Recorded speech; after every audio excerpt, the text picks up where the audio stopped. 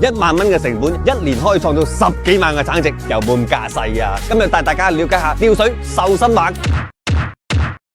而家呢個面積有幾大？30畝左右。30畝，你做咗幾多呢啲池啊？63隻3米池，之後有一隻10米池，一隻5米池，放滿晒就10萬斤左右。而家賣緊幾錢斤啊？11，重慶外省嘅嗰啲就13。30畝地已經放100萬個魚喺度，呢啲桶全部咁露天就得噶啦。佢唔搭棚都唔關事，就放個桶翻嚟養得啦。好似呢啲桶投入要幾錢一隻？3米池3000幾一隻。3米就係呢種係咪？係呢啲藍色嘅呢啲塑膠。睇睇3000幾，喂，今晚拖地翻。咁3米池佢養咗幾多斤魚到啊？1100-12咁樣。咁你魚攞翻嚟成本要幾千斤啊？就係大概6蚊左右。1000幾蚊嘅魚啦，再加3000蚊嘅桶，1萬蚊創業。都係咁養魚就唔使代撈啦，就你講啦。哇！咁叻啊！點樣區分有冇瘦到身咧？做個肚啊，會唔會鼓起嚟啊？笠晒落去，即係餓到佢瘦晒。攞魚翻嚟出貨都冇食過嘢，從來唔喂。呢種釣水方法同平時間去魚有咩區別？佢肉係起片嘅，緊實輪滑。平時冇釣過水嗰啲魚啊，基本上好柴嗰啲。咁其實你哋啲魚就係要一定要揾高端嘅市場。中高端咁樣。1年可以養幾多次咧？可以養到4到5。一次出魚，如果你1000斤嘅魚養翻幾多斤賣咧？基本上剩低800左右。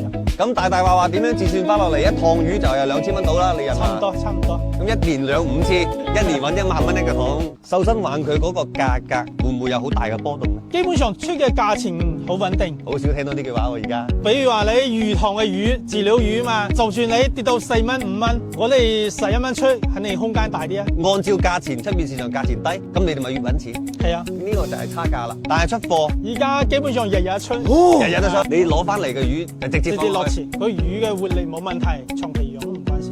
按照你呢度幾十個池打理嘅人工成本高唔高？人工成本都唔高嘅，基本上就換水，然之後缺唔缺氧，你要觀察啊嘛，其他冇咩。咁深嘅水你睇得到啊？咁啊睇到。如果按照你呢度嘅投入，你使咗幾錢？總共100萬左右。主要魚嘅成本高啲，因為你日魚10萬斤魚落嚟60幾萬啊嘛。養呢個有冇損耗嘅？肯定有啊，技術唔過關嘅話。主要係邊方面嘅技術問題？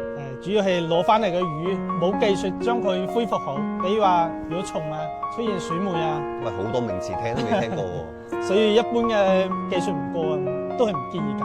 喂，咁我如果係一個小白咁樣，我翻去養，咁難唔難咧？你覺得咧？我要求去做啊，應該都唔。喂，拜師先，拜師先。一隻桶有成萬幾蚊嘅收入，你養30隻桶有30幾萬一年。